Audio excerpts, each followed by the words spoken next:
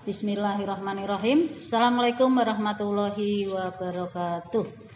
Anak-anak hebat SMP Negeri 9 Salatiga. Perkenalkan, sebelumnya nama Ibu Rohana Dewi. Ibu kebetulan di SMP 9 mengajar sebagai guru matematika, sekaligus diberi tugas tambahan di tahun 2020-2021 sebagai Wakil Kepala Sekolah di bidang kurikulum.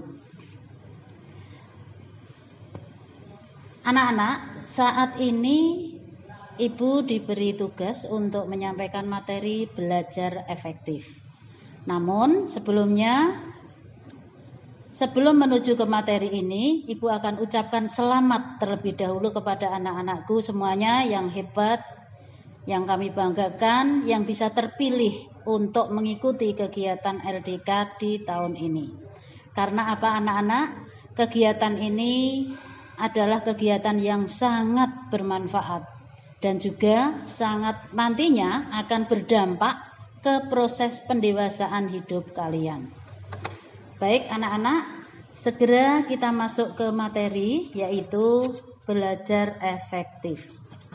Sebelumnya kita ingat dulu, di sini ada gambar otak manusia itu.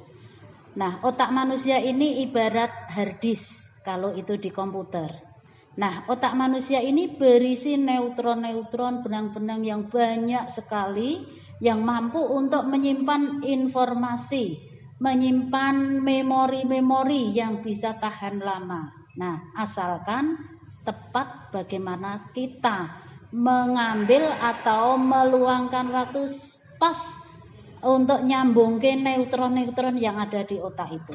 Nah, menurut ahli neuroscience bahwa otak manusia itu berpotensi menghafalkan informasi sebesar 2,5 petabyte atau setara dengan 30 juta jam memutar video YouTube.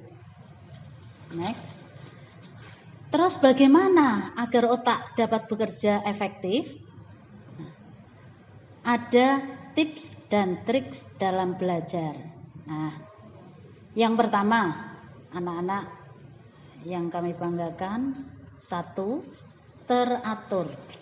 Teratur melakukan pengulangan pelajaran. Nah, jadi apabila anak-anak sudah mendapat materi baru ataupun mempelajari hal yang baru, karena apa? Belajar itu tidak selalu membaca buku, nah, tidak selalu menghafalkan, tapi informasi baru yang masuk yang nanti akan diusahakan untuk bisa membawa perubahan tingkah laku, itu namanya belajar. Nah, saya ulangi, pertama adalah teratur melakukan pengulangan. Ahli neuroscience mengatakan yang membuatmu mengingat dan memahami banyak hal apabila ada titik temu antara terminal salah satu neutron dengan neutron yang lain. Ya, baik. Jadi mengulang 5 menit setiap hari, setiap mata pelajaran itu lebih produktif untuk belajar daripada kalian 2 minggu tidak belajar, sekali belajar semalam suntuk, atau 2 hari 2 malam tidak tidur. Itu tidak akan produktif. Kuncinya apa anak-anak? Teratur. Yang kedua, temukan gaya belajarmu sendiri. Nah, anak-anak harus bisa mengenal dirinya sendiri. Saya itu masuk ke tipe apa? Apakah saya itu belajar akan lebih cepat mudeng kalau membaca keras? Apakah membaca sambil menulis? Ataukah menangkap pelajaran dengan menonton video tutorial? Ataukah belajar bersama-sama dengan teman, jadi belajar kelompok? Ataukah kalian paling mudeng kalau belajar sendiri dalam lingkungan yang sepi? Silahkan kenali dirimu sendiri. Jadi kuncinya kenal diri sendiri. Yang ketiga, fokus. Nah, sebanyak apapun yang kalian akan pelajari, yang kalian baca, yang akan kalian dapat dari suatu tujuan, apabila tidak fokus, tidak akan mendapat hasil. Jadi yang ketiga, fokus. Untuk bisa fokus, kuncinya adalah sungguh-sungguh. Bagaimana caranya? Nah, jauhkan. Tadi sudah kenal diri, sekarang kita sudah kenal diri, berarti kita sudah bisa membimbing supaya kita mengarah kepada kefokusan kita. Jauhkan semua yang mengganggu konsentrasi belajar. Misalnya, kalau tidak cocok keramaian, ya jauhkan dari keramaian. Medsos, WA, Facebook, Twitter, Instagram, stop dulu pada saat kalian belajar. TV, ataupun kadang makanan pun juga cukup mengganggu. Kalau kamu malah banyak makan, tapi belajarnya sedikit, yang ada malah ngantuk. Nah, jadi jauhkan semua yang mengganggu konsentrasi belajar. Berikutnya, mulailah dari hal mudah, bertahap menuju ke hal yang sulit. Nah, hati-hati di sini. Dalam tahapan belajar, pasti yang dilalui adalah yang mudah dulu. Tapi jangan berhenti, mudah, belum selesai, yang sulit ditinggal. Kalau seperti itu, nanti yang terjadi, kalian tidak terbiasa memecahkan masalah atau problem solving. Dan payahnya lagi, kalian nanti akan merasa percaya diri, aku wis mudeng. Padahal kalian baru mengerjakan hal-hal yang mudah.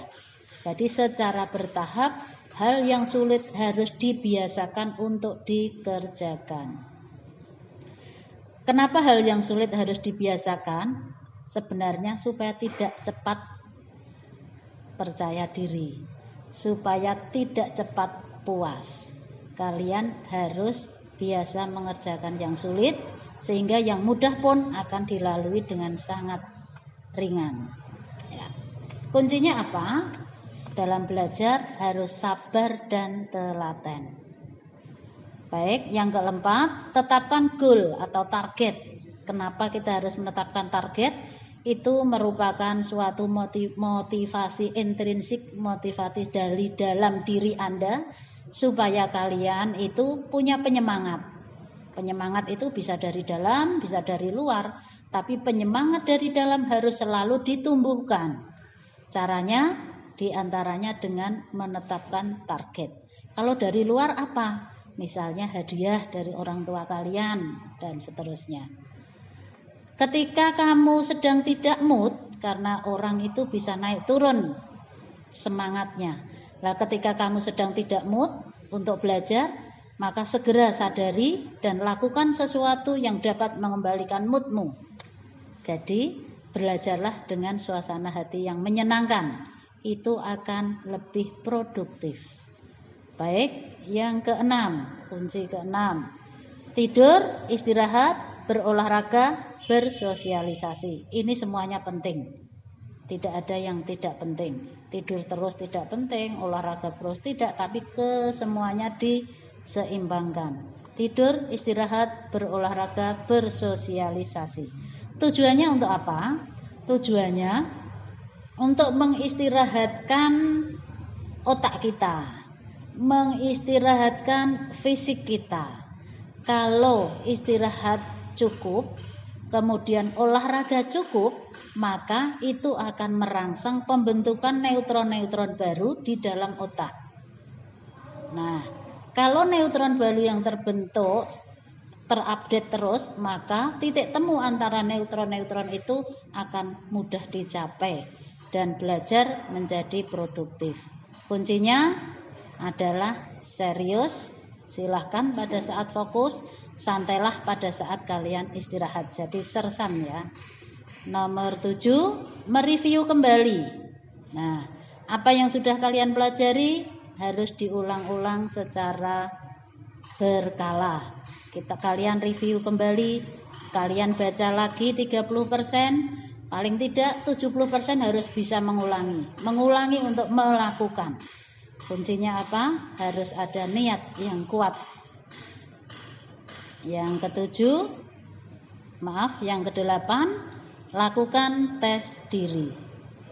Nah, setelah kalian belajar, usahakan bisa melakukan tes untuk dirimu sendiri secara cepat atas materi-materi yang sudah kalian pelajari. Bukan tes-tes yang ribet dan sulit, bukan, atau tes-tes yang membutuhkan waktu lama, bukan, tapi tes yang sifatnya instan saja, yang ringan, yang mewakili materi yang kalian pelajari saat itu. Yang kesembilan, tidak kalah penting adalah semua nomor 1 sampai nomor 8 itu bisa tercapai apabila pandai untuk manajemen waktu. Itu yang kesembilan. Nah, kenapa penting manajemen waktu itu? Karena dengan manajemen waktu yang bagus, kita akan bekerja lebih efektif dengan skala prioritas.